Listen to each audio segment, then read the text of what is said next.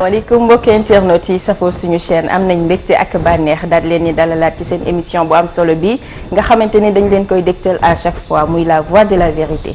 La voix de la vérité nag boo leen ko déggee muy kàddu dëgg boo xamante ni nii heure bu jógee rek bari na lu ñu war a leeral fii ci jamono toll tey nag dañoo am bànneex lool sax daal di dalal koo xamante ni nii fii ci Sénégal kenn dootu ko présenté de par son parcours aussi bien politique que professionnel may dalal nag ki nga xam ne mooy monsieur le maire Talla Sylla wala sax mën naa ko woowee ki nga xamante ni nii mooy Baye Fallou askan bi monsieur Sylla ñu ngi lay dalal jàmm ci suñu plateau. waaw soxna Fatima maa ngi lay nuyu di la ziar. di jaarale ci yéen nuyoo boo xam ne ñi nga bokkal kuréel bi yëpp ñoom ñoo ko moom. waaye di nuyu internautes yi di nuyu sénégalais yi. di amaat mbégte nag daje ak yéen ndax daanañu am yeneen i jotaay ci yeneen i barab. voilà mu nekkoon jotaay yoo xamante ne nii buñ ko amalee rek askan bi jëlee ci njariñ bu bari looloo waral nag bi ñu jógee ba fas yéene reprendre li nga xam ne mooy liggéey bi suñu xel dajul kenn ku dul yow ngir nag fu jamono toll rek à chaque fois yaa ngi ciy am xalaat yu am solo yoo xamante ne nii dina jariñ ñi nga xam ne ñooy askanu Sénégal. tey nag monsieur le maire dañuy ñëw ci première question tey boo ñu mënoon retracer un peu ce parcours aussi bien politique que professionnel de manière chronologique fi nga tàmbalee ba fi ñu agsi tey. man bi may dugg ci politique fukki at ak ñeent la amoon.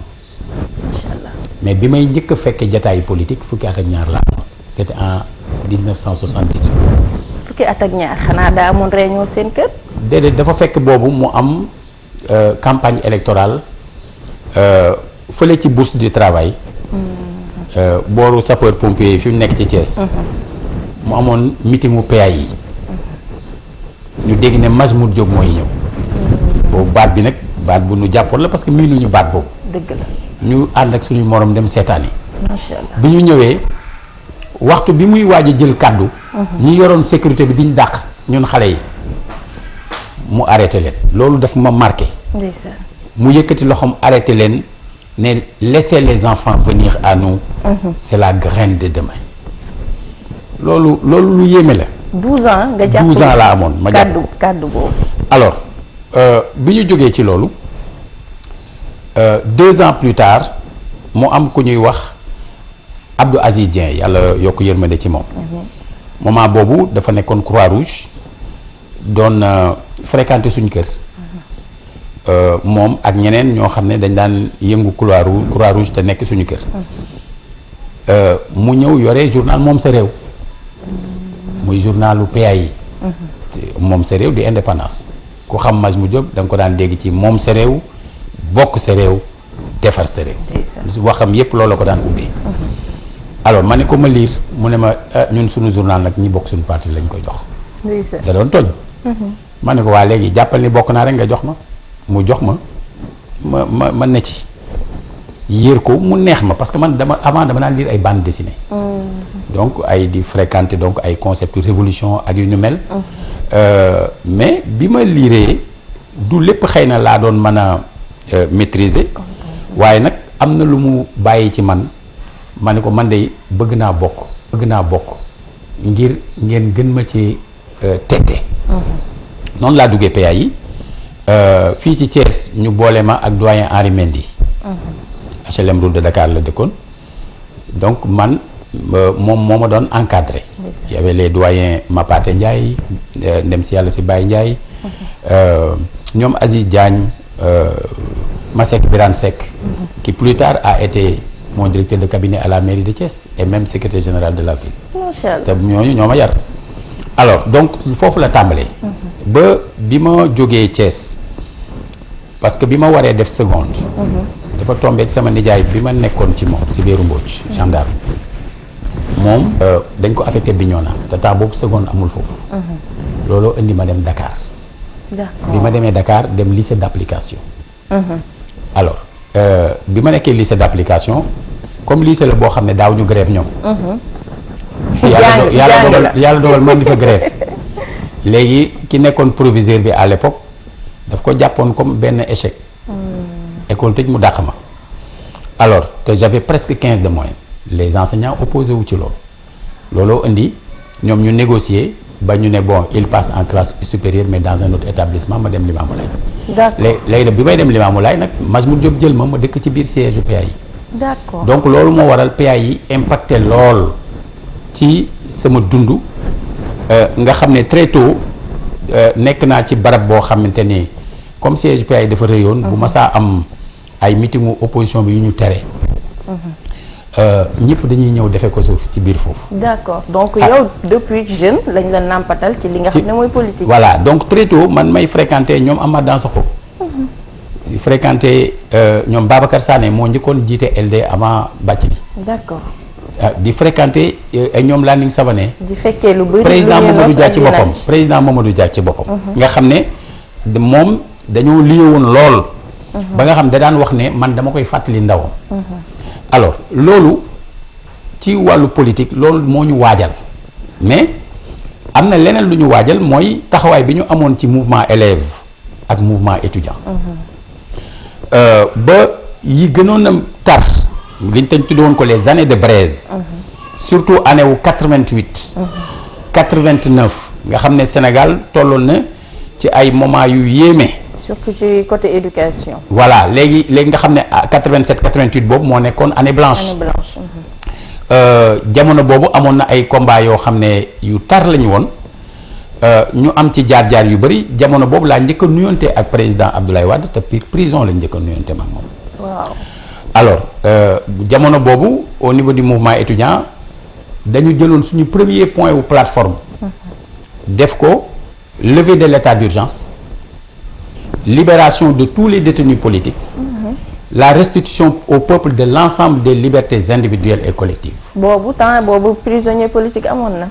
mais boobu dañoo def élection yi bi élection yi pare le même jour ci guddi gi noonu. mais ñu tëj l'ensemble des établissements scolaires et universitaires décréter l'état d'urgence. fajar leader yëpp yóbbu nañ leen candidats yeeg ñeneen ñi leen jege woon yóbbu nañ leen prison. léegi nag moment boobu c'est le mouvement étudiant qui était là. qui portait le combat. ñun ñu neewoon ci bëri na ñu nga xamante ni nekkoon nañoo ak ñoom mais comme c'est pas sujet wu tey bi. dinañ am yeneen jataay. yoo xam ne dinañ mën a xuus ca biir. mais li ma bëgg a wax rek ci loolu mooy moment la boo xam ne joué na rôle bu rëy. ci suñ taxawaay ndax 1988 boobu avant. ñuy def bisu élection bu mujj bi. ba loola di ca xew. mais am na loo xam ne jaar na fi muy Thiès les 25 et 26 février mu nekkoon benn jeudi ak benn vendredi. ci la président Abdou Diouf waxe woon la jeunesse malsaine. ah d'accord effectivement. mu ni Abdoulaye Wade Abdoulaye Bathily Landing Savané Amath Dansokho. je vous ai à l'œil. je pensais avoir affaire à des hommes responsables mais je me rends compte que je n'ai affaire qu'à des bandits de grand chemin. qui manipule la jeunesse cette jeunesse malsaine et manipulée loolu moo déclenché lu bëri. alors lu mel noonu bu amee ñu teg ci bisu élection yi ñu tëj suñu bërëbu jàngukaay te ñun booba sax université grève woon élèves yi ñoo doon grève. mais nag ñu am organisation am taxawaay bu ñu am. boo xam ne permettre nañu ñu dajale élèves yi ak étudiants yi ñoom dem si yàlla si Caka ñi ngi ci woon. dem si yàlla si Abdou Ndaw ñu ngi ci woon ak ñeneen ñoo xamante ni ci jamono boobu kuréelu nañu ñoom Seydou Mamadou Diarra di Toto. qui était malien de naissance mais qui était sénégalais africain de cœur de tête et d'esprit. alors ñooñu ñëpp nga xamante ni émission bi mënul doy pour ñu lim leen ñoo kuréelu taxawal lu rëy loola. bañ ko defee genre révolution. voilà ba ñuy jógee nag ma dem. fekki président Abdoulaye Wade prison demandé à le rencontrer. pour wax ko lan la ñu prévoir a def. bi ma ko waxee parce qu'on avait besoin que ñoom ñu mobiliser seen militants yi nga xam ne dañoo dëkk ci zone boobu. ñu dëkk zone Gueule Tapée zone Médina zone Fass ak yooyu dañoo soxla woon ak Colobane dañoo soxla woon ñu mobiliser woon pour ànd ak ñun. d'accord donc foofu ci élan boobu. da nga jël rek. ses responsabilités dem. gis président Abdoulaye Wade pour waxtaan ak moom. léegi bi ma waxee ak moom ba mu dégg. yow ci lii ngeen nekk mu ne ma tu ne tarderas pas à me rejoindre ici. kon moom gisoon na ni yow di nga dugg. non loolu moom gis na waaw ba ma waxee ak moom ba noppi. la ne ma léegi nga ñëw fi et effectivement ça s'est passé comme ça. d'ailleurs moom sax moo ma njëkk a génn prison. xam nga moom moo ma njëkk a génn parce que bon il y a eu des échanges yu conduire à ce qu'on a appelé à l'époque la décrispation ba nga xam ne loolu jaar na fi alors donc politique bi noonu lañ si duggee maintenant xam nga tey Sénégal dafa am lu fi xew mooy dafa bëri ñoo xam ne dañ defe ne Sénégal 2014 le tàmbali wala 2024 parce que ñu ngi nattee mbir mi ci ñoom seen juddu politiquement parlant alors que ñun ñooñu doon def loolu ci jamono boobu dafa am ñu ñu fi jiitu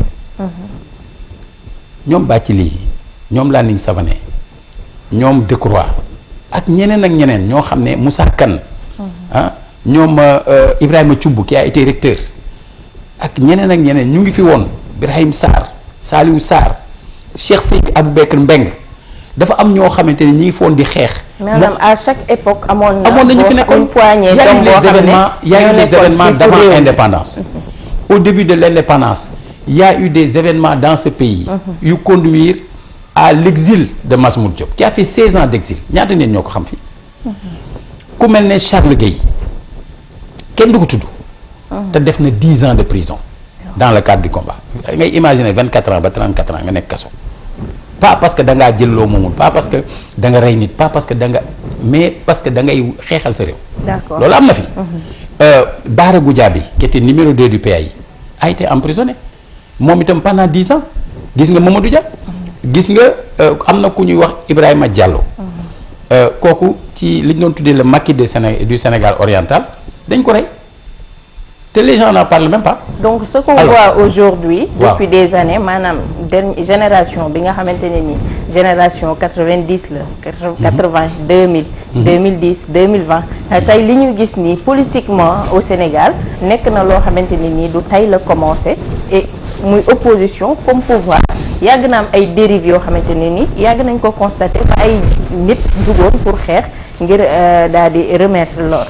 waaw xam nga dafa am ay combat yu sédimenté wu tegloo génération bu ñëw indi wàll ñu bëri xamuñu ne amoon na ay jamono les partis étaient clandestins ci parti unique la Sénégal nekkoon parti unique avant ñuy dem ba benn jamono mu jafe ci ñoom nag pression bi metti ci ñoom ñu def les 4 courants alors nga xam ne 1974 PDS existait occupait le courant libéral le PAI de Majmout Diop existait occupait le courant communiste bien sûr l'UPS devenu PS occupait le courant socialiste le MRS de feu Boubacar Gueye occupait le courant conservateur mais bi ñuy nekk ci clandestinité bi nit ñi amuñu woon espace d'expression réunion yi dañ daan nëbbu tout était cloisonné ci la ñu créé les ASC c'était pas libéral comme gis nga ñi ñu jiitu ñoom ñoo créé les ASC associations sportives et culturelles pourquoi et culturelles parce que jamono caada bi la woon ce qu'on a appelé le mouvement culturel comme nit ñi amuñu woon fu ñu waxee amuñu woon accès nii rajo nii télé nii rien du tout boobu sax télé day doog am waxoontuma la ay opposition di ci mën a wax léegi bu nit ñi footballee ci ngoon gi nawetaan nga gagné nga nul nga perte da ngay xumbal wala fuur xam nga lu ñu ci jublu woon ñëpp ay ñëw mu am ay ballet am ay théâtre am ay woy yoo xam ne foo taxaw ko jóg la ko taxoon a jóg moo doon jàllale des messages pour wax ak askan wi lii mooy origine mooy cosaanu ay ASC dans notre pays d'accord alors loola jaar-jaaru réew mi la ay nit di ko def ba bi nga xamante ni donc 4 courants yooyu am na nit ñi continuer à mettre la pression ba bi Senghor demee fin 80 donc début 81 magistère Abdou Diouf commencé bon bien sûr moment boobu kenn falagu ko c'est il y avait l'article 35 alors et j'en profite d'ailleurs pour dire souvent les gens disent Sonko ne am doole bu mu am ak nangam ma leen mais Jean Collin était là Jean Collin moo njëkkoon nekk chef de cabinet président Mamadou Dia par la suite dem na ba nga xam ne ci état bi maanaam fa mu toogee ak li mu téye ak la mu téye woon ci parti bi de fait nekk numéro 2 de fait état bi de fait mu nekk numéro 2 pas formellement mais kooku def na 30 ans à la tête de ce pays. avec les pouvoirs de décision. maintenant ñoom bi ñu toggee ba ñu bëgg a écarter Moustapha Niasse qui était directeur de cabinet de Senghor. qui était très proche du président Senghor. mais bëgg a écarter Babacar Ba aussi. qui était ministre de l'économie et des finances très puissant. Saalum ñëpp xamoon nañu kan mooy Babacar Ba Sénégal xamoon nañu ko. ñu créé l'article 35. alors Abdou Diouf qui était premier ministre depuis 70. def ci 10 ans. nga xam ne article 35 boobu da doon wax ne bu président de la République amee empêchement avant la fin de son mandat c'est le premier ministre bi fi nekk mooy àggale mandat bi. donc loolu moo indi que 81 ba 83. c'est le président Abdou Diouf moo fi nekk. mais bi mu dikkee ci acte yi mu njëkk a posé. mooy l'ouverture démocratique intégrale. d'accord mooy jàkka jaa ngi noonu ku mu neex na nga noot. ku mën a noot ci la parti yu bëri existé. alors donc pour wax ne côté parcours politique. lu ci bëri ci loolu la jaaree donc ñu nekk PAI ba jamono bi nga xam ne événement wu 88 yooyu xew nañu. man plus tard c'est en 90 donc que je suis allé en France. à Grenoble. 92 ma ñëw Sénégal. man ak ñoom Moustapha Diakhaté mii. néegu Moustapha Diakhaté 1I. la ñu créé jeunesse pour l'alternance. manifeste bi defoon nañ ko avant mais création bi moom. néegu Moustapha Diakhaté la amee. bootu ci ginnaaw. fa lañ toog boobu jeunesse pour l'alternance dañ ne woon léegi dañuy invité parti yi fi nekk dans l'opposition que kenn bañ a privilégié ti yow alternative bi nga am. ñii ay marxistes lañ ñii ay libéraux lañ ñii ay hojistes lañ ñii ay staliniens lañ ñii ay maoïstes lañ. alors ñun leen da ngeen di woote alternance mooy ñi fi ne nañ fi jógee puisque def nañ fi ay décennies loolu ngeen booloo. joxante doole bañ jóge fi ba pare. 92 ngeen commencé combat boobu. août 92 ba 2000. kon août 92 la ñu bind suñu manifeste ñu ne l'alternance peut déboucher sur le chaos ou sur le pire. Seulement elle est la première grande étape. pour que des changements réels profonds et salutaires puissent être envisagés sérieusement au Sénégal. loolu bi ñu ko taxawalee ñu dem lëkkaloo ak ñëpp. Thiès gi nu ne élection présidentielle u 93. JPA lan moo doon rôle am mooy candidat bu bëgg alternance buy ñëw ñu accueillir la buntu dëkk bi temps boobu c'était la route nationale. boobu autoroute bi amaguloon. c'était la route nationale dañ lay accueillir buntu dëkk bi ci booru gare routière accompagner la ba fa ngay meeting nga xam ne ñun booba ñun ku bëgg a jële fii nguur gi rek am nañoo yow. d'accord donc Talla Sylla ci dafa mel ni ci mbubbu opposant la yàgg a gën a nekk à l'aise que par rapport ak koo xam ne ànd na ak nguur. parce que gis nañ la. opposé wu nga ci Abdou Diouf. plus tard ci Abdoulaye Wade. ci ki nga xam ne mooy Macky Sall. waaw avant ngay ànd ak moom. ba tey itam nga solaat li nga xam ne mooy sa mbubbu opposant. xam nga en fait mbubb bi xam nga bi ñuy wax nga wax bàyyi faalu askan wi. boobu mooy sunu mbubb. d'accord alors ci biir cadre boobu xam nga askan wi. nii ko bàyyi faalu askan bi waaw nan nga koy boo xoolee maanaam dootoo du parparloo. mooy fépp fu intérêt askan wi nekk fépp fu njariñu askan wi nekk fa nga nekk. fa ngeen di féete. xam nga di nga toll benn jamono. xam nga bii président Abdoulaye Wade di ñëw. ñun fekk tëj nañ ñu nangami yoon. man déjà bu dee ay arrestation ak interpellation ak i détention fukki yoon ak ñeent tey jàpp nañ ma ko. 14 fois jamono boobu président Abdou Diouf fi nekkoon. alors yenn yi jëm ba ci emprisonnement. alors nga xam ne rëbës dama doon def juróomi at yu ne ma dem fa. jóge Thiès gi dem rëbës. 88 93 98. 98 bi j'ai fait 6 mois. alors at ma ca topp le régime bi daan. alors léegi loolu dañ ko daan def ci jamono boobu parce que dafa am lu ñu doon xeex. mais bi nguur bi nga xamante ni mooy ñëw bi alternance amee dikkee. débouché sur le chaos ou sur le pire te bëgg ñu am ñu opté pour la posture de sentinelle. ba ñu opté pour la posture de sentinelle alors que mën a nguuru li ñu doon xeex pendant ñaata at. ñi ngi ñëw toog. ñun tooguñu xam nga loolu nit ñi miinuñu lool. alors ñu taxaw fee di ko def ba lu ne fekk ñu ci. ba ñuy voté référendum bi Sénégal 2001 ñun ñoo taxawoon. ñun ak PIT ak ñàkk jariñu ak PAI ne baaxul. ñëpp voté pour mu jàll à plus de 97%. alors tey jii l'histoire nous a donné raison puisque combat yi am ultérieurement yëpp c'est autour de la constitution. Alors bi nga xamante ni dem nañu ba 2007. J'avais présenté un programme à la présidentielle proposé charte pour une émergence économique solidaire. ba pare pour ba nga xamante ni dañu wax nan la ñu war a tabaxaat état bi nan la ñu mën a liggéeyee ba teg réew mi ci chantier de croissance mais également nan la ñu mën a fexe ba croissance boobu mën a rogalaat jëm ci doomu aadama yi. maanaam mooy yokku ba yëg ko. xam nga gars yi croissance mooy yokku. mais yokku ba nit ñi yëg ko. ba yàq di yàqale. loola moom la ñu tëggoon mu am à côté aussi projet de charte fondamentale muy une constitution bu ñu proposé woon.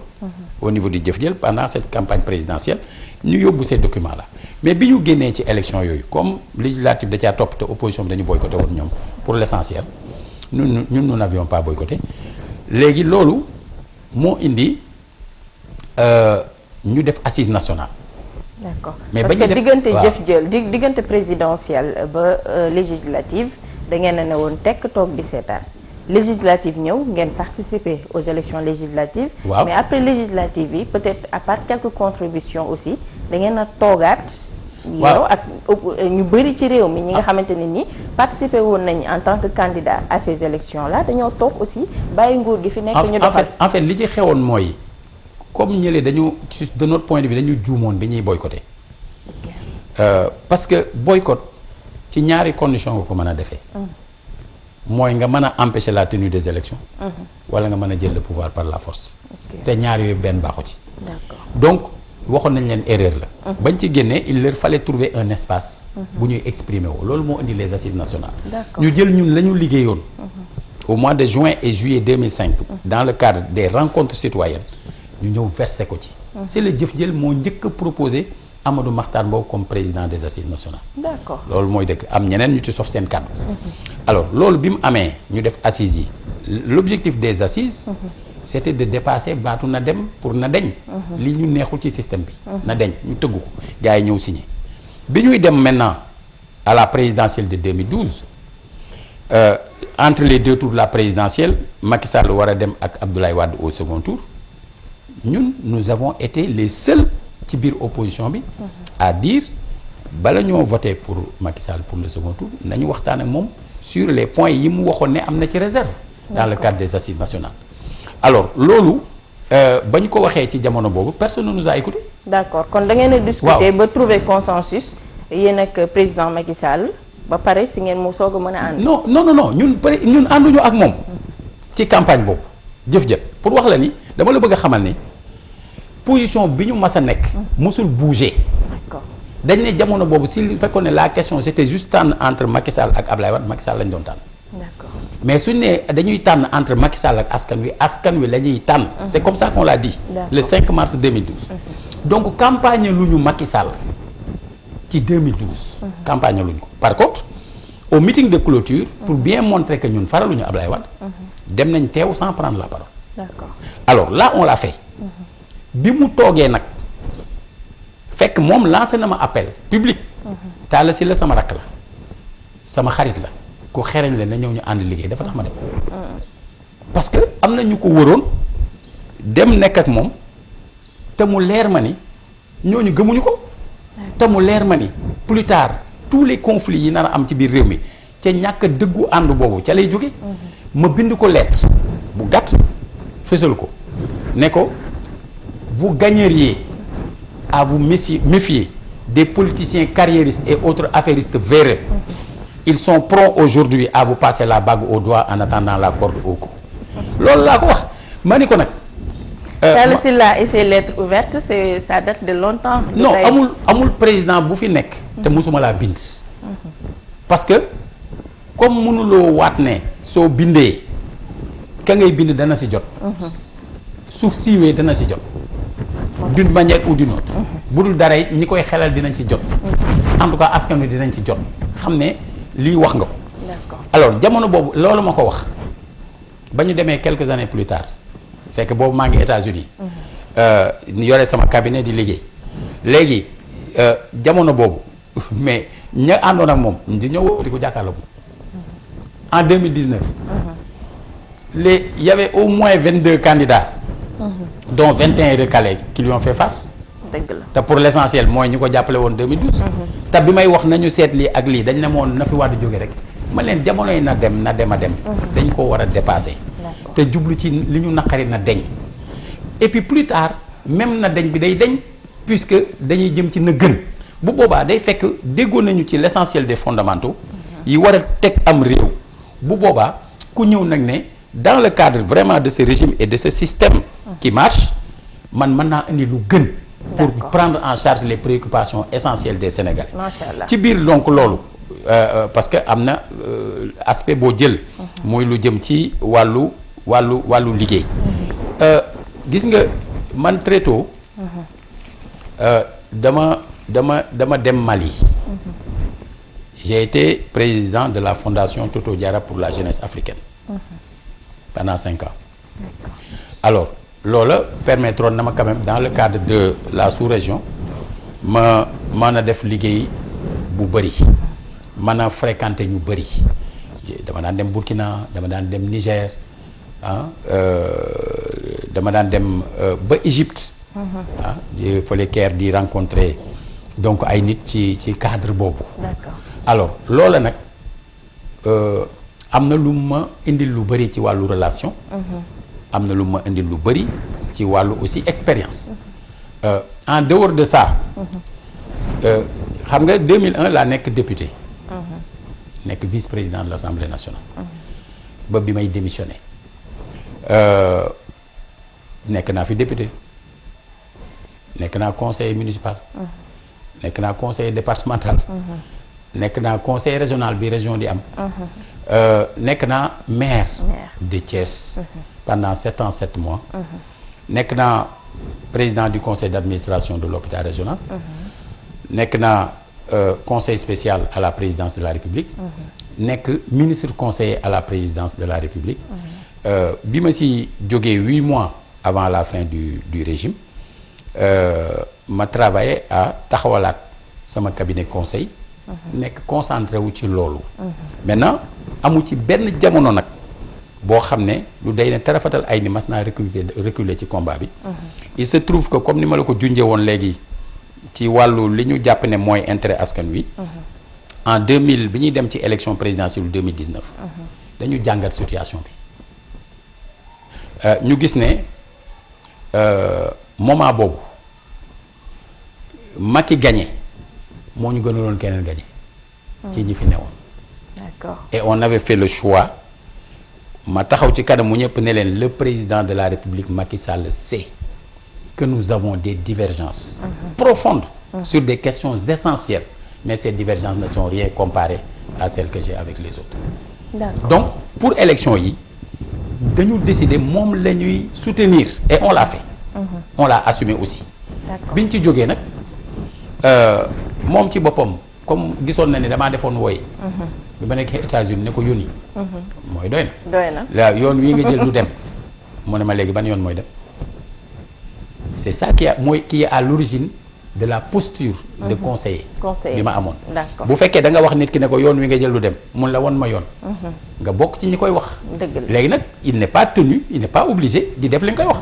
yow conseiller nga te amuloo aussi pour di taxaw ci mbedd mi naan maa ko xelal lii ala maa ko wax lii mu bañ wala lii wala la. parce que loolu du sa cër. dëgg la. loolaa waral mooy c'est la seule période bi nga xam ne gis nga ñu nekk ci position boo xam ne. dafa mel ne ñu ngi ak gouvernement. te booba yoruñu cër buy doxal. cëru xelal la ñu yor. parce que moment boobu dama ne ko je suis maire de Thiès. cër boobu doy na ma man cër bu exécutif. boo xam da ngay jëf maanaam mënuloo ba boolee maire de Thiès ak naan da ngay nekk ministre leneen. di war a yore dara mënoo ko doxal. D'accord. Il faut mu am lu ci sooxe. te loolu bëgguma koon def j'ai préféré me concentrer sur la ville de Thiès et d'ailleurs posture conseiller boobu permettre na Thiès am lu bëri. te loolu laa si jubluwoon nga xam ne c'est un sacrifice personnel au plan politique bu ma def. mais pour que la ville bi ma bokk muy ville u Thiès. maanaam 2000 lampadaires solaires 16 kilomètres 5 de route 22 quartiers yu amuloon ndox am ko 22 quartiers yu amuloon électricité am ko il y a le centre régional de gériatrie bi nga xam ne tey jii moo nekk la référence dans la sous-région ci matière boobu réhabilitation waaw voilà yu bëri yoo xam ne jaar na fi réhabilitation de l'hôtel de ville même bu fekkee benn moment arrêté na ci diggante bi il y a kër xale yi kii bu nga xam ne pare na depuis 4 ans donte jariñoowuñ ko bon il y a le marché au poisson bu ñuy nar a ubbi effectivement bon moom suñu marché la moom donc lépp bu ko gars yi ubbi moom dañu xam ne kii moom suñu marché la ñoo ko xalaat ñoo ko dox maintenant le président Macky Sall moom moo ñu ko nangul wax waa ministère de la pêche ñu jaare ci ANAM agence nationale des affaires maritimes ñu génne plus de 2 milliards pour financer ko voilà loolu mooy li ci nekk quoi et jaar-jaar boobu on l'assume. Voilà mu ngi noonu ñoo ko déggandoo chers internautes mu nekk parcours bu enrichissant bu am solo super intéressant boo xamante ne nii mën naa ne buñ ko doon yaatal fii ba suba fii la ñuy des macha allah ndax ni ma leen ko waxee rek nee naa leen tey kàngam lañ am ci suñu plateau. mais suñu jógee ci expérience boobu nga xam ne am nga ko politiquement aussi bien professionnellement ñu gis ni alternance dafa amaat en 2024 nga participé woon yow tamit ci élection yooyu. en tant que ba doon briguer li nga xamante ne ni mooy la fonction de président de la république yàlla def ni tey Bassirou Diomaye Diakhar Faye moom mooy suñu président de la république ñu gis ne aussi bi élection yi passé da ngeen a def tekk toog bàyyi leen ñoom ñuy doxal ba à un moment donné quelque temps il y a de cela un mois ñu gis la nga revertiraat li nga xam ne moom mooy mbubbu opposant en tant que président du parti Jëf Jël bi ngeen pare ci seen congrès yi ngeen doon def ñëwaat pour taxawalaatal Sénégal après 2 ans boo xamante ne nii def ngeen tekk à part comme ni ma ko waxee des contributions yoo leen doon def gisuñu leen ngeen jóg au devant de la scène pour taxawal askan bi lan moo waraloon loolu. waaw d'abord bi ñuy dem ci élection yi ñun dañoo amoon yéene nekk candidat. ba jamono bi nga xamante ni def nañ formalité yi ba ñuy def tirage. ma nekk numéro 28. te ci sama ngëm ci wàllu diine 28 dafa am lu muy tekki. d'ailleurs keroog dama ko publier. wax ne lii doy na ma ndam. et en accord avec le parti. ñu décidé retirer suñu candidature. on l'a fait. soutenir keneen. alors bi ñu demee ci élection yi askan wi choisir Bassirou Diomaye Diakhar Faye comme président de la République. effectivement. ñun dañu gëm ne. cër yàlla moo koy joxe. dëgg la nit ñi sax dañuy wax nguur tu nguur cër la. cër la nguur yàlla moom moo ko moom moo ko yore benn la te nee ne maa ciy comp. sédd ci ku ma neex luñ la sédd lu ne nag cër la. cër la alors cër boobu comp yàlla xam nga comp da ngay defe ne lu ndaw la. mais comp yàlla du lu ndaw. du lu ndaw moo waral bu ñu ko joxee nit day rëy. ci moom ba léeg-léeg mu diis. ñu jàpp ne li jaadu te xel nangu ko. mooy suñuy doog a fal nit doo ko fal rek nga ñëw daal ci kaw. même boo gisee muy def lu dul noonu. te yàlla xam na ni bi ñuy doog a toog ci wàllu xelal. am na yu ma bind. am ñu ma ko jox. ci ñu nekk ci biir. ngir lan ngir réew mi suñum réew la. kon mënuñoo ñaan. muy dugg ci jafe-jafe. d'accord mu ciy nekk. léegi nag ki ngay xelal. moom mooy seet day jëfe wala du jëfe. libre à lui.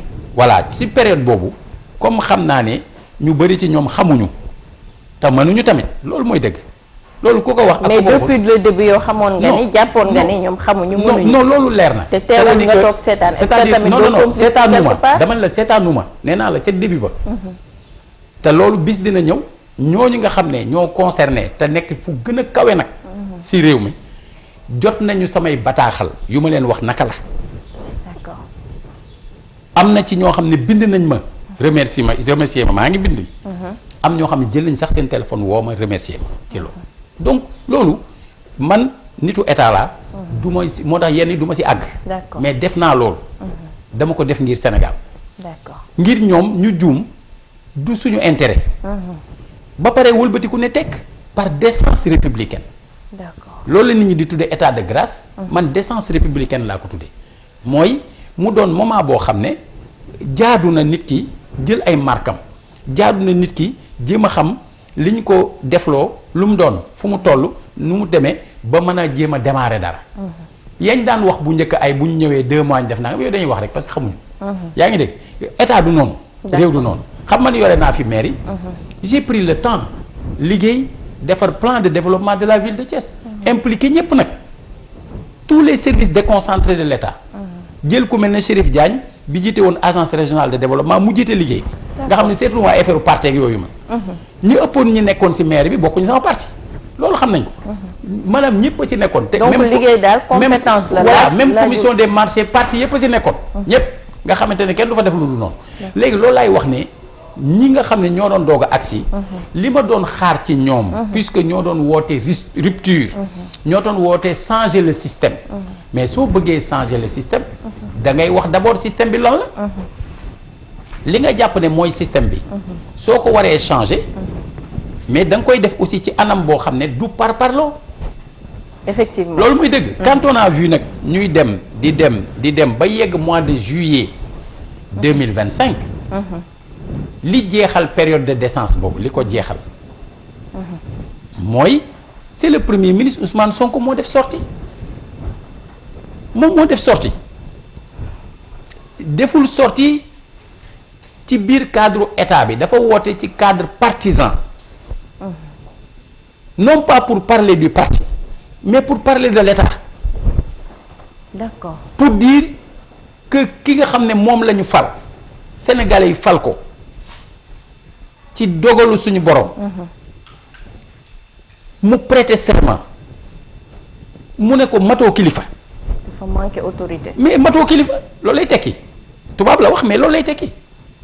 loolu moo tax yow nga relever ni. mais loolu ci nga ma état déggaat kenn du ko diriger. ci nga ma ci déggaat mépris ak arrogance. ci nga ma njëkk a déggaat ba boobu dégguloo ma pourtant am na lu bëri lu doon xew neexuma mais bu lu mel noonu amee. mais pourquoi yéen ngeen war a réagir alors que le président de la république en personne non loolu mi mu waxal moom réagir dafa am wàllam ñun en tant que citoyen doon ay sénégalais ñu am suñu wàll man suñu wàll laa doxal. mooy lan ne ko parlant d'autorité. yow am na ñetti autorités yoo respecté wul ci sa sortie bi ci njëkk mooy l'autorité divine et populaire mooy yàlla moo dogal jaarale ci askan wi ñu fal Bassirou Diomaye Diakhar Faye président. te respecté autorité boobu nangu ko mu gënal la sax dafa war a tax doo waxee ak moom noonu puisque am nga bunt boo waxee ak moom ci ruq am nga bunt boo amee accès ci moom. li nga ko bëgg a wax nga ko pourquoi nga koy jébaane ci kaw. mais moom wax na ko ci ay kàddoom ni wax na ak moom ba tàyyi pour mu arrêter lii. mais il a le pouvoir. mais defu ko la muy wax ñun xam nañ bu baax parce que dafay wax ne voilà moom ñi ko attaqué ñi ngi leen di tëj. te moom ñi ko attaqué te moom ñi ñu tëj ñu bëri moom lañ doon wax. loolu non loolu leer na suñu bopp. ñaareel bi ma ne ko la constitution du Sénégal dafa am autorité. moo ne premier ministre lii lay def président lii lay def. te respecté woo loolu. ñetteel bi mooy président bi moo xaatim décret nommé la. autorité la. da nga koo respecté loolu mooy dëgg. léegi nag mu des président de la république lii wàllam mooy moom il faut mu xam ne moom moo prêter serment te prestation de serment c'est une formalité substantielle du lu ndaw. te ba ngay koy def lan ngay wax da ngay waat comme ni ngay waatee tribunal. lu tax ñu lay waat pour que boo waxee loo xam nit ñi découvrir nañ ne dëppoowul ak dëgg rien que ñàkk a dëppoo ak dëgg boobu ñu condamné la ci avant même yow la taxoon ñu wol muy parjure. mais est-ce que ñoom bëgguñu tey. li nga xam ne ñu amul woon Sénégal ba léegi parce que ñoom ci seeni campagne électorale ñu ngi doon wax un poste de vice-président est-ce que du tey dañ ko ñëw di ko doxal actuellement pour gouverner à deux mais nekkagul loo xam ne loolu mënul ne.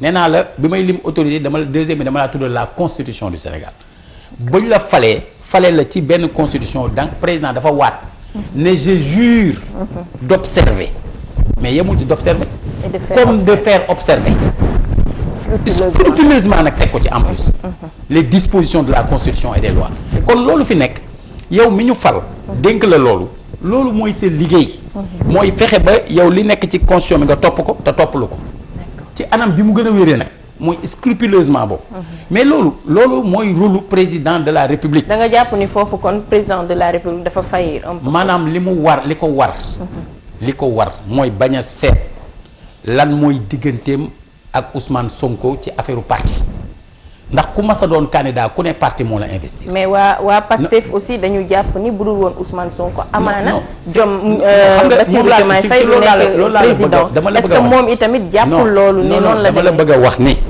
amul kenn ku mas a doon candidat te du parti moo la investir. dëgg la wala groupe d'indépendants wala coalition de partis. donc il y a l'étape de l'investiture. mooy choix wu candidat bi. ki kenn joxoñ une fois ak élu ki ñëpp joxoñ aussi voilà une fois élu nag. parce que tant que kii rek moo la def candidat te bu doon pexe boppam sax doo ko doon waaw bu doon pexe boppam moom est-ce que dafa nekkoon premier choix ah kii ba ñu def parrainage parlementaire ku ñu ko defal. Birame Souleye. Habib Sy. Habib Sy ak kële ak Dieye Cheikh Tidiane Dieye. da nga maanaam da ngaa gis yow ñu defar ko Bassirou Diomaye Diakhar Faye parce que c'était pas le premier choix et mais lui le sait yaa ngi dégg. donc nit ki day dem ba benn moment amatul choix mu xam ne nii la yëf yi demee nag. mu rangé wu ca loola. te beneen épisode bi fi jaar ci diggante bi muy tentative de report des élections boobu mais waxtaan ya amoon ca biir ñoom ña ko doon def. pour bëgg ñu dàq élections yi ba décembre bu seen pexe juboon. mais Diomaye du doon candidat. loolu moom xam na ko. parce que boo xasee nekk président mooy li ñuy wax le protocole de Cap Manuel. mais boo xasee nekk président da ngay am accès à des informations xëy na moom am na fu mu tolloon bu njëkk ñu doon wax ba tax ñuy wax Sonkoy Diomaye Sonko mais bu ñu voté ba noppi li ñu war a wax mooy askan wi mooy Diomaye askan wi. loolu la ñu war a wax. d'accord mu nekk lu am solo posture la boo xamante ne nii da nga ko assumer engagé ko nag nekk ci ba tey fan yi ñu lay dégg à tout moment rek ngay génn di def ay contribution pour leeral askan bi li nga xam ne peut-être jàpp nga ni lëndëm na ci quelque part ci boppu askan wi tey ñu am seetlu nag bu ñu seetlu mooy que yow nee nga bi premier ministre génnee wax ci état te waxul ci li jëm ci parti moo la yëngal moo tax nga solaat sa mbubb fas yéene taxaw jàmmaarloo ak moom tey bëri na ci ñoo xam ne itam à chaque fois que premier ministre génn wax ay kàddu ci ngay dégg ñu wax c'est comme si que lui c'est le maître du jeu il n'y a que lui pour animer li nga xam ne mooy le débat politique moom su waxul y a pas de politique su waxee nag pendant des mois sax mën naa ko wax ay nit ñi dinañ ci topp di spéculer comme si que le pays n'a pas aussi d'autres priorités que la politique. xëy na am na ñu doon doxe noonu ñun doxewuñ noonu mais dama la wax ni la quand j'ai parlé de la sortie du premier c'est pour expliquer li ñu génn ci la ñu tudde woon la période de décence républicaine parce que on a estimé que moom ci boppam moo dakkal loolu parce que là dafa laal loo xam dafa jëm ci république te république mooy li ñëpp bokk moment boobu suñu nee pat nee Thiel moom boobu dañuy doon complice de loo xamante ni ëllëg dañu koy reprocher. maintenant ba ñu defee loolu. mais c'était au mois de juillet. mais déggaatoo ñu ba fin septembre. d'accord alors te pourtant diggante bi lu bëri xew na fi. mais fin septembre il y a eu le congrès de la renaissance. du jëf jël. pourquoi ngeen def congrès bi effectivement au mois de septembre est-ce que da ngeen doon xaar ni ci kanam dina am yeneen yoo xamante ne ni dina jugaat jox la soxla na yéen ngeen jugaat solaat seen mbubu Baye Fallou askan waaw en fait raison yu bëri nañ. c'est-à-dire que dans tous les cas dañ doon def congrès. d'accord parce que on en était au 10e congrès. le jëf jël qui a 28 ans. en était au 10e congrès. ñaata parti nga mën a gis ci Sénégal fii yoo xam mën nañu wax def nañu autant de congrès. donc parce que démocratie moo laajoon loolu. mais mënuñu ko woon def ci période boo xam période du màggal la. wala période du gàmmu. il fallait ñu def ko aussi un peu avant la rentrée des classes. loolu moo taxoon ñu teeloon jàppoon période boobu. mais l'année bi ko jiitu.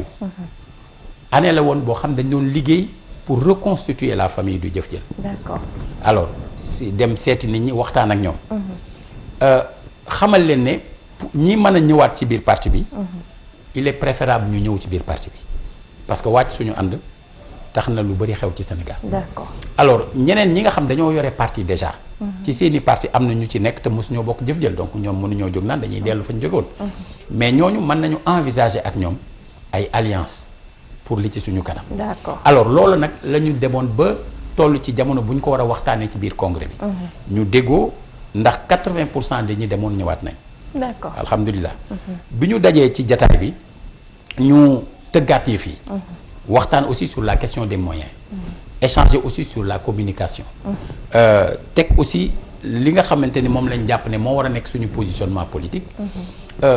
ay waxu nekk opposition ou pas loolu moom du débat. ngir lan ngir élection buñ ca demee askan wi mooy décider ñii ñooy gouverner ñii ñooy nekk opposition. ñun dañ ñu fal opposition. damay wax gars yi ne opposition. vous avez été élu en même temps que le pouvoir. loolu moo tax transhumance warul am. d'accord c'est-à-dire maanaam dañ lay fal. pour yéen a dem laaj ñu fal leen ngeen war a doxal. mais transhumance aussi bari na de. non dama ni warul am loolu laa wax. ñun boo xoolee le seul moment bu ñu liggéey ak le président Macky Sall mooy seul moment bi nga xam ne on l'a accompagné. d'accord ci élection. d'accord dem ak moom dem wax. ba ñu gañandoog moom. ñu accompagner ko ci liñ man ñu def ko loolu lañ gëm. léegi ñii ànduñu woon a ñëw. teewul lu ñu jàpp ne. ñoom dañ cee nekk ci lu baax te ñu man def ci luy tax mu jariñ Sénégalais yi duñu amuñu problème ci loolu. d'accord maintenant nag dafa am loo xamante ni dafa war a leer ci bopp nit ñi. mooy ñun waruñu nekk dans une posture suiviste. di déglu fu ñu waxee rek ñu topp leen ca façon ba ñoom dañoo woote woon gatsa gatsa xam nga rafetul. du kàddu yu rafet tamit. ci suñu culture mais loolu en tant que opposant la woon. waaw mais loolu la ñu doxal di ko continuer aussi. da nga gis ni ba léegi loolu la ñu woote maanaam ci au lieu de. ci dox xam nga baatu Pastef baat bi ci boppam baat bu rafet la. mais liñ gën doxal du Pastef liñ gën doxal xasteef la. maanaam yow xam nga ni Sénégal ñu bëri sax ñoo xam dañ leen di moytu. pour bañ ñu xas leen la.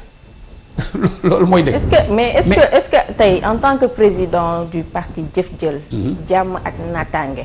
ngeen woote ko mu nekk slogan bu am solo. est-ce que tey le Sénégal contexte politique.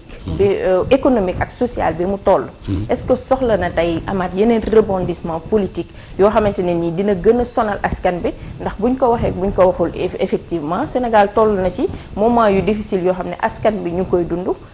ñenn ñi ñu ngi koy yuuxu ñeneen ñi itam ñu ngi garder espoir ni ci kanam dans 2 ans wala 3 ans dina neex. waaw askan wi li mu soxla mooy ñi mu fal pour ñu doxal ñooñu doxal bañ a doxal ba pare nekk opposition en même temps. waaw ñi fi nekk ñu ngi doxal c'est-à-dire ñoom dañuy doxal ba pare nekk opposition en même temps. maanaam ci seen biir ñu am ay yu fa xew. ñu bëgg a jël réew mi nag def ko otage. mais c'est pas une première parce que déggoon nañ fi le président Macky Sall ne woon ne je vais réduire l'opposition à sa plus simple expression. xam nga yooyu déggaan nañ fi. PM taxaw ne opposition bi bis bu ma paree si ñoom gis ngeen dégg ngeen li mu ci teg. voilà donc effectivement ay mots la yoo xam ne yooyu yëpp ay dérapage lañu. yooyu yëpp ay dérapage lañu ak ku ko manti wax. parce que démocratie dafa lalu ci bien sûr loi de la majorité mais avec le respect des droits de la minorité. c'est-à-dire vivre ensemble dafa lalu ci respect. c'est-à-dire nit ki mën ngeen bañ a déggoo mën ngeen bañ a bokk xalaat. loolu laay wax ni comme ñoom suñu ne dañuy wax garsa garsa lépp lu ñaaw a ciy nekk mais ñun duñ ko def. ñun duñ def attaque personnelle. duñu xas mais dañuy wax li ñu xalaat. d'accord dinañ wax ne nii du nii. soo jógee ne da ngaa gis dette cachée ñu te d'accorduñ si ñu wax ne loolu amul yow yaay doxee neneen. mais yow yaa xamul. par exemple quand je dis. nga ne dette cachée boo xam ne gisuñu ko xamuñu ko waruñu ko mën a fay. non léegi dette mooy la mooy bor la. bor waaw. léegi da ngaa dégg koo xam ne ameel nañ ko ku ne fay ñu ko. déedéet dégg ko. waaw est-ce que dañoo gis ay emprunt clandestin du loolu c'est-à-dire dafa fekk dafa am nu ñuy calculer te xam nga état bu nekk ak ne muy doxee. yow mën nga nekk ci kër gi am ay locataires yu fi ne. locataires yooyu di am seeni bor man koo fayal seen bopp. comme tey jii boo jëloon lu mel ne Sénélec wala nga lu mel ne Petrosen et cetera ñu ne fi ñoom di leb mais mën a fayal seen bopp. mais yow booy calculer boru kër gi doo ko ci boole. d'accord mais pourtant mën nañoo taxaw ñu ni ci bor bi ci kër gi la amee. alors loolu li mu doon permettre mooy que ñu bañ a dépasser ratio wu 70% du PIB. alors suñ ko dépassé wulee dina tax ñeneen ña ñuy dem ca ñoom di lebi suñu crédibilité toujours nekk ci niveau bi mu war a nekk. mais yow soo dikkee xamuloo loolu nga ñëw dajale lépp boole ko ba yóbbu ñu ci 132%. mais à partir de ce moment là da ngay affaiblir la position de négociation du Sénégal. effectivement foofu lay waxee.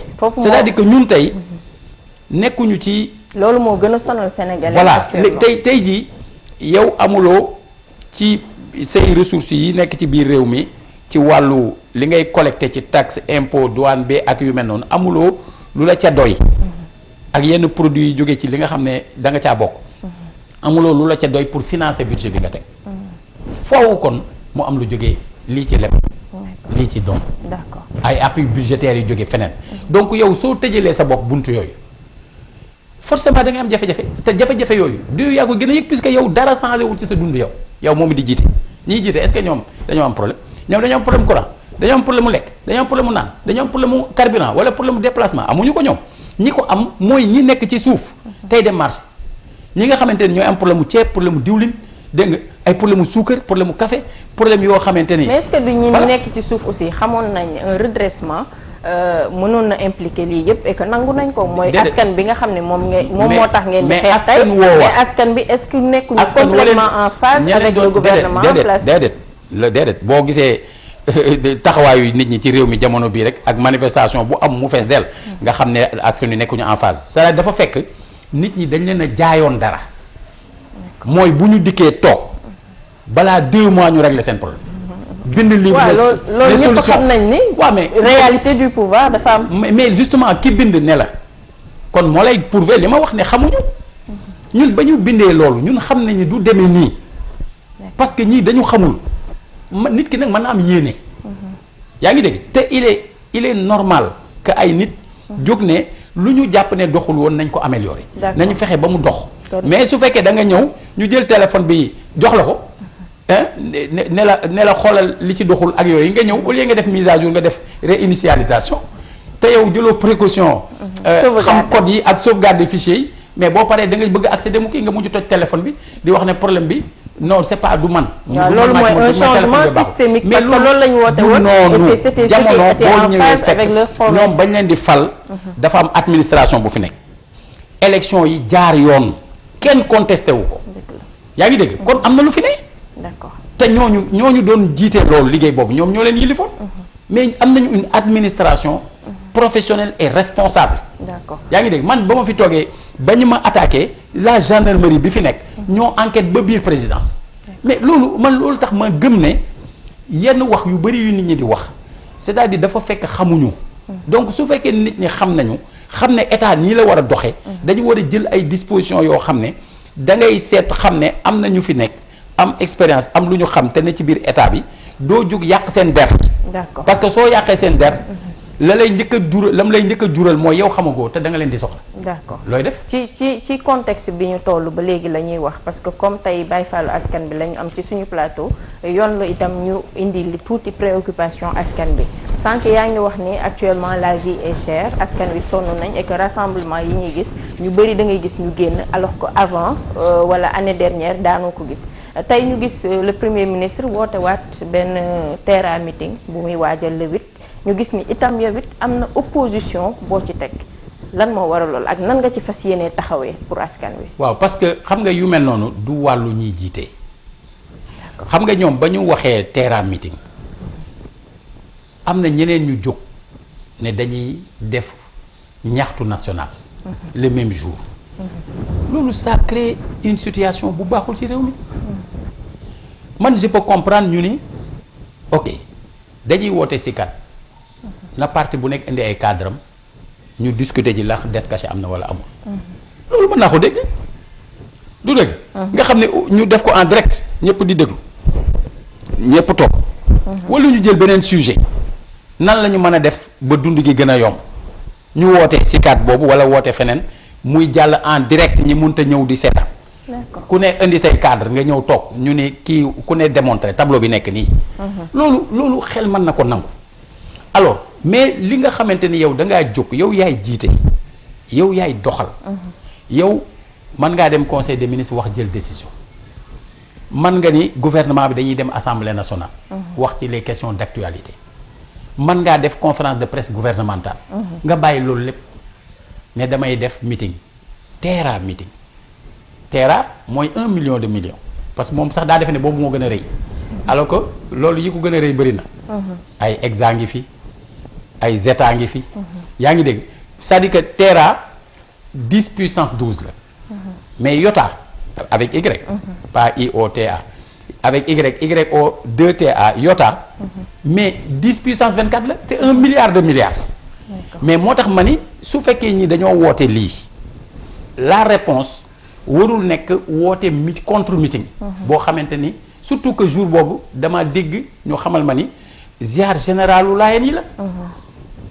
mais loolu ci Yoff te en même temps ñoom li ñuy woote Yoff la mais loolu c'est des risques yoo xamante ni inutile yoo xam ne mën nañ cee bañ a yóbbu réew mi. nga jàpp ni daal c'est pas le moment. mais ce n'est pas le moment. yow déjà li mu mën a jur mooy ñooñu di jóg di dem seen ziar général te seen diine yëkkati leen te ñu am ci sañ-sañ te yàgg ko def.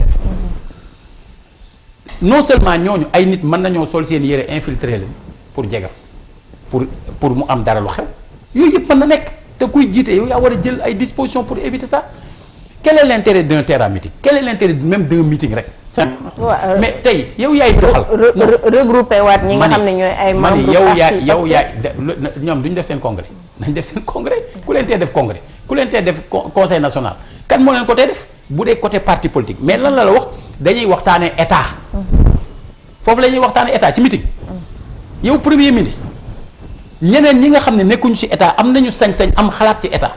ñooñu comme newuñu ci nguur gi ñoom normalement ci seeni meeting ak seen manifestation rek lañ mën a waxee parce que loolu aussi mooy réew ki ñu jox nguur yow yaay doxal ki ci nekkul moom moo yore lale ñoom ñoo ne jubal jubanti jub nañu wala jubuñ ñoo ko war a prouver mais li ñuy xaar ci ñoom mooy ñu jubal ala kulli dañoo war a jubal suñ jubal ñu jubanti leen mais kan moo yore jubanti est-ce que ñoom ñoo ko yor ñoom ñu opposition moo yore jubanti. société civile moo yore jubanti yéen taskatu xabaar yéen a yore jubanti. léegi nag pour ngeen mën a jubanti day fekk ngeen gis li ñuy doxal ngeen am ci ay information te sañ ko wax mais bu fekkee ku wax ñu tëj la. loolu dafa mën a nekk loolu mënul nekk. ci loolu sax laay rebondir dernière question ci wax ñu tëj la gis nañ fi ay délit d'opinion ñoo xamante ne nii jàpp nañ leen ba léegi ñoo ngi ci kaso bi di wax ni ay délit d'opinion lañ def ñu gis nag récemment ñaari journalistes yu ñu xam bu baax fii ci Sénégal ku ci mel ni Babacar Fall ak Maïmouna Ndour Faye ñu jàppoon leen parce que dañoo interviewé Madiambal Diagne nekk journaliste nekk actuellement en fuite comme ni ñu koy waxee donc tey est-ce que ma gis ci nga def ci contribution di exiger leur libération avant que ñu leen di libérer ba pare di condamner le fait que ñu ñëw fekk leen ci fa ñuy liggéeyee daal leen fay jàpp est-ce que tamit tey c'était légitime ñoom tamit ñu daal di interviewé koo xamante ni tey justice su réewam moo ko soxla mais mu daw génn réew mi. mais xam nga loolu xam nga tey jii ñëpp xam nañu ne ñi ne ci état tey su leen neexoon ñu déclencher benn procédure contre ku leen neex pour que léegi après kenn dootul am sañ-sañu wax ak kooku mais loolu c'est dafa simple ba mu ëpp. c'est un peu trop simple quand même loolu. c'est-à-dire que le droit à l'information lan la ñuy ragal. ku aj mooy bañ ku teen yow lan ngay bañ nit ki wax ko looy bañ nit ki wax ko ba nga ni kut ko kut da ngay jóg nga arrêté émission bi nangam parce que da ngay. mais est-ce que foofu la war a waxee aussi non dama ni est-ce que du ñëw rendre compte aussi yow def nga à la justice de son pays avant muy woote émission loolu wàllam la moom pour les Sénégalais diggante wàllam la xam nga moom def na la mu jàpp ne loolu la war a def. d'accord man dégg nga ma wax ni man musuma convoqué te ñëwuma. loolu laa mën a assumer. effectivement kenn musuma convoqué te ñëwuma. sur le principe. te loolu xel na samay maanaam nit ñi may àndal sax dama leen ne tant que violé wuñu les dispositions du code pénal. et les dispositions du code de procédure pénale il n'y a pas matière à manifester. liberté provisoire sax mosuma ko demandé. loolu man la mais keneen da nga koy nangul. mu am nu mu gisee. mais yow état Sénégal def nañ la ñu jàpp ne war nañ ko def. mooy lancé nañ mandat d'arrêt. saisir nañu waa réew moomu. waa réew moomu. ñoom am nañu accès ci kooku ba limité woon sax ay déplacement kooku mu fi ñu toll sañul jóge foofu c'est comme s'il était d'ailleurs en prison. effectivement bu ci quelque part foofu. ñoom ñu war a àtte yëf bi ñi ngi ko war a àtte le 4 mais pourquoi ci diggante bi ngay jël yenn dispositions yi lu ko fi jar léegi yow nit ki interview ba muy def la muy wax lan la mën a. est-ce que Madiambal aussi ci violé wul le secret de mais l'instruction non moo tax ñu dem mais ban secret de l'instruction moom kenn woowu kenn waxagul ak moom daal moom la muy wax foofu bu dee daf faa wax loo xamante ni réew ma mu ne da koo tere mais moom ñoo yaay dal ci kaw loolu mooy dëgg parce que aussi boo nekkee ci loi Sénégal ak loi France tey voilà mais xam nga te boo demee France googu la ñuy yàq président la ñuy yàq premier ministre la ñuy yàq ña jiite. kenn xalaatu ko wax fii. on a vu ça un individu donner une gifle mais loolu laa lay wax ni loolu loolu moom gis nga boo demee États-Unis Trump lañ koy yàq kenn mënu ko imaginer. te kenn xalaatul. ça veut dire que boo jiitee il faut avoir bon dos. c'est-à-dire boo jiitee yow yaa war a yaatu ginnaaw. te xam ne nag yow yaa jiitu. d'accord maintenant nag. ku jiitu la ñuy sànni xeer comme on dit mais amul sikki sàkka léegi nag yow yaa war a am ak dal booy jiite da ngaa war a ànd ak dal booy jiite da ngaa war di muñ mais mënuloo war a jiite nit ñi te doo te lu waay wax nga tourné. waaw mais xam nga tey monsieur Sylla yow ni nga amee tey posture grandeur wala xol. ñu def la tooñ la. def la loo xam ne Sénégal yëpp témoigné nañ histoire boobu. nga tourné baale. tey du ñëpp ñoo mën a dund lool wala du ñëpp ñoo ko mën a def est-ce que tey effectivement président premier ministre li muy woote à ce que ñu fexe ba justice soit faite li fi xewoon ci moom ak ci njabootam ak yeneen ñu dédommager leen wala justice tranchée est-ce que du loolu tey moo tax moo waral tey yenn comportement yi ñu koy gis. xam nga justice moom li ko Serigne Cheikh Ahmed Tidiane Sy Al Maktoum wax rek il faut instaurer une justice juste qui fera de l'injustice un ennemi à abattre. justice juste nag mooy du doon kumba am ndey kumba amul ndey. quel que soit régime bu ko def. yaa ngi dégg loolu maanaam mënuñu sax wéeru ci lu diw defoon démb ak at ya weesu pour mën a layal yow ngay def loolu tey maanaam justice dafa war a juste rek. loolu mooy yoon. maanaam mënuloo tey sa nit yow. suñ ko convoqué. nga fexe mu génn. léegi bu ñu convoqué keneen ku def la même chose wala moins que ça ñu téye ko foofu. loolu nit ñi kenn mënul fexe ba dugal ko ci seen bopp. booy jiitee sang bi dafa wax ne. da nga war a làmboo juróomi jikkoy sang. boo tiitee nga dese fit. boo meree nga dese xel. boo ñàkkee nga gore. soo amee nga bokk ak sa noonu da nga jàng maslaa ak ku la jikkoom soof. macha allah mais parce que yaay jiite. d'accord xam nga kii jiitewul yow gis nga ne grand place yi lu leen neex la ñuy waxante. yoonu kenn da cee ne mais parce que ñooñu jiitewuñu. ki nga xamante ne mooy jiite moom dafa am loo xam ne moo ko war man mii sañ naa wax li parce que yow nit yu dem ba bëgg la rey nga jégal leen. yow ma ci jégal leen ñi ci faatu dama leen di ñaanal at mu jot yàlla xam na ko. di def kaamil di leen ci boole. te kay jàng xatmu bi sax xamul ci liste bi ñan ñoo ci ñooñu. parce que bugguma mu dem ba toll ci ñoom xelam dem ci loolu. en tout cas bokk xamaluma ko ñooñu. loolu laay wax ne loolu laay woo ñiy jiite tey ñu delloo si seen xel. parce que ce n'est pas parce que ñi ngi jàpp nit ñi que dinañ am liñ bëgg. maa ngi souvent di nettali mbirum buuru guddi nee naa leen lëndëm lay dundee. kon xam nga du bëgg bët set. parce que nguuram day jeex. donc ginaar yi ñëpp xam nañ ñooy sab. di yëgle ni bët a ngi waaj a set. yow nga jóg ne nañu rey ginaar yi. wala nañ leen dugal fu ñu leen dul déggee. est-ce que loolu day tee bët set. parce que ce n'est pas parce que ginaar yi ñu ngi sab moo tax bët di set. c'est parce que bët mooy waaj a set moo tax ginaar yi di sab. donc yow au lieu ngay jóg di tee nit ñee wax. da ngay fexe yow am ci sa comportement ak ci sa doxal luy tax lu nit waxit kenn du ko gëm. d'accord yow ki ne ci état yow soo ko waxalee lu dul noonu nga ni diffusion de fausses nouvelles. mais xam nga yow yaay am pour démontrer ne que li muy wax du dëgg. mais bu fekkee ne saa yu nit waxee nga démontrer ne li muy wax du dëgg mais bientôt kenn dut ko déglu. muy noonu mu nekk lu am solo xam naa ni sax doyaloo leen ñun tamit doyaluñu waxtu bi moom romb nañ ko bu yàgg di dem waaye waxtaan bi moo amoon solo boo xamante ne nii mënuñu ko woon dagg di la jaajëfal bu baax a baax di amoon mbégte bànneex daal di jàkkaarloog yow tey ci émission bi xam naa ni ñettamal bi rek la ñuy tëjee bu ko defee ñu tàggoog internet yi. waaw xam nga ñettamal mooy pressing xam nga Sénégal moom dañoo bëgg football. donc xam nañu lan mooy pressing.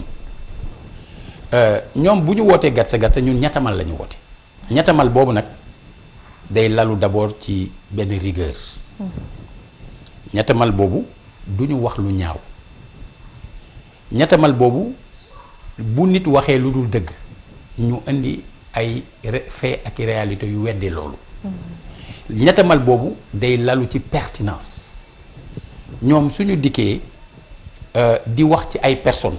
ñun du ñu wax ci ay personnes dañuy wax li yitteel doomu aadama yi wax ci seen dund lekk naan solu dëkk.